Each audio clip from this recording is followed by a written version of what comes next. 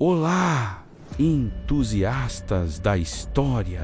Hoje vamos embarcar numa jornada fascinante de volta à Idade Média, mas não para falar de reis, rainhas ou batalhas épicas. Vamos explorar uma atividade que era central na vida medieval, tanto para a nobreza quanto para os camponeses.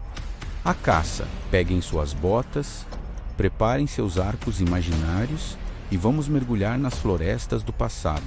Para começar, é crucial entender que a caça, na Idade Média, não era apenas um passatempo. Era uma mistura complexa de esporte, status social, treino militar e, claro, uma fonte vital de alimento. Mas quem podia caçar e onde? Bem, a resposta para isso define muito da estrutura social da época. As florestas, na sua maioria, pertenciam ao rei ou a um senhor feudal. Eram as chamadas florestas reais ou reservas senhoriais. Isso significava que a caça de animais de grande porte, como veados, javalis e ursos, era um privilégio exclusivo da nobreza. Para um nobre, a caça era muito mais do que colocar comida na mesa. Era uma exibição de poder, riqueza e habilidade. Era o equivalente medieval a ter um carro desportivo de luxo. Imagine a cena. Um grupo de nobres a cavalo, vestidos com roupas coloridas, acompanhados por uma matilha de cães de caça especialmente treinados e uma comitiva de servos.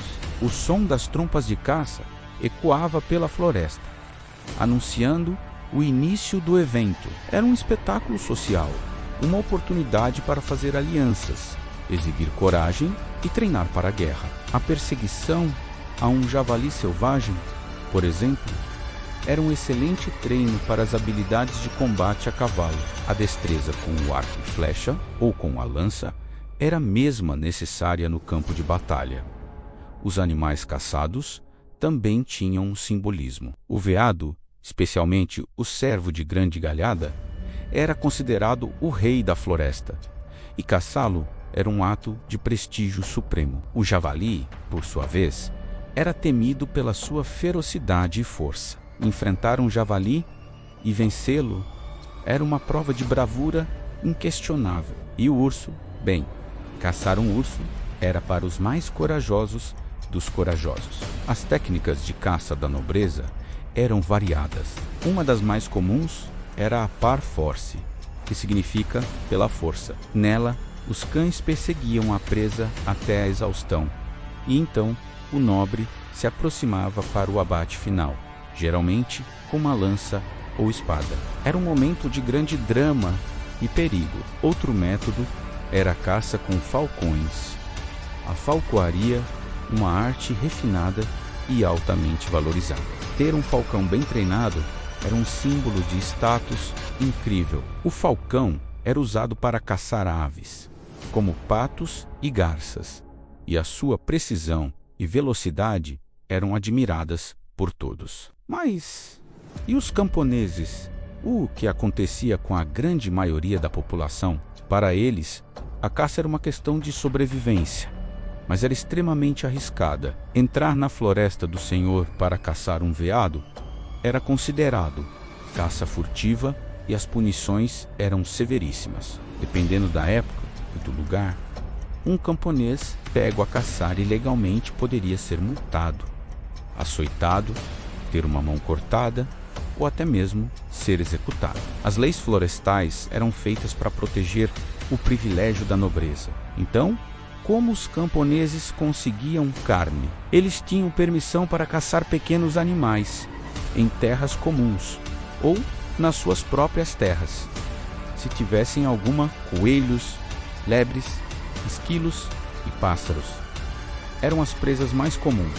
Eles usavam armadilhas, laços e, às vezes, arcos mais simples. Cada pedaço de carne era precioso. Além da caça, a criação de porcos e galinhas era a principal fonte de proteína animal para as famílias camponesas. As ferramentas de caça também eram muito diferentes. A nobreza usava espadas de caça especializadas, lanças longas e os famosos arcos longos ingleses, armas poderosas que exigiam anos de treino. Os falcões, como mencionei, eram aves de rapina caras e difíceis de treinar. Os cães de caça eram de raças específicas, cada uma selecionada para uma tarefa. Alguns para rastrear pelo cheiro, outros pela velocidade para perseguir a presa.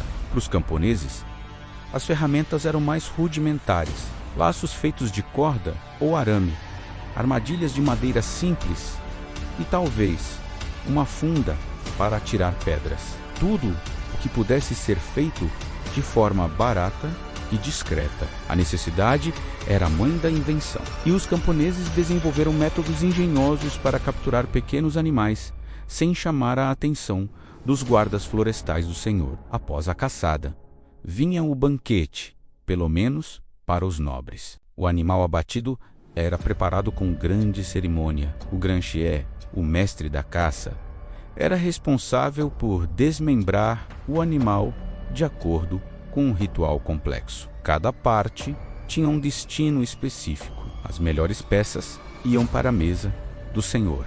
Outras eram dadas aos cães como recompensa, e algumas partes eram distribuídas entre os servos de mais alto escalão. O banquete em si era uma celebração da caça bem-sucedida.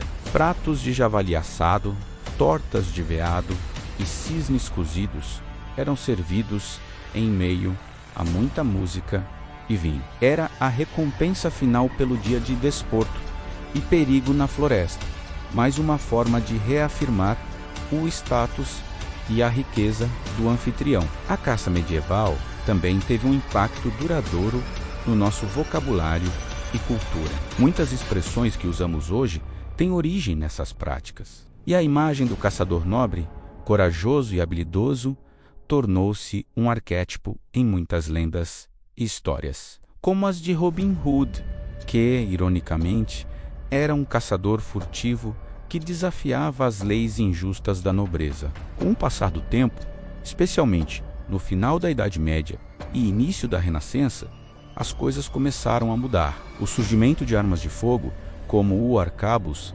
alterou drasticamente as técnicas de caça. A necessidade de habilidade com arco e lança diminuiu, e a caça tornou-se, gradualmente, menos um treino marcial e mais um desporto. As florestas também começaram a diminuir devido ao desmatamento para a agricultura, mudando o cenário da caça para sempre. Em resumo, a caça na Idade Média era um espelho da sociedade.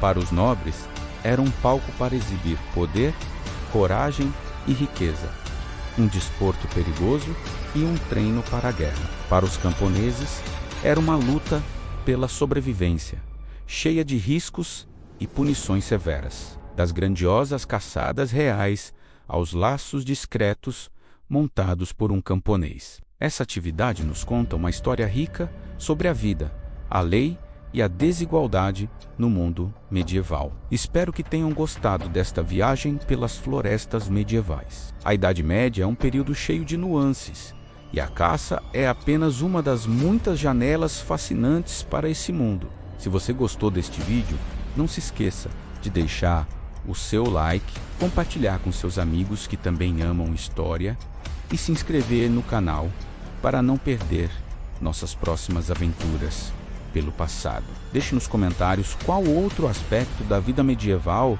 você gostaria de ver aqui. Muito obrigado por assistir e até a próxima.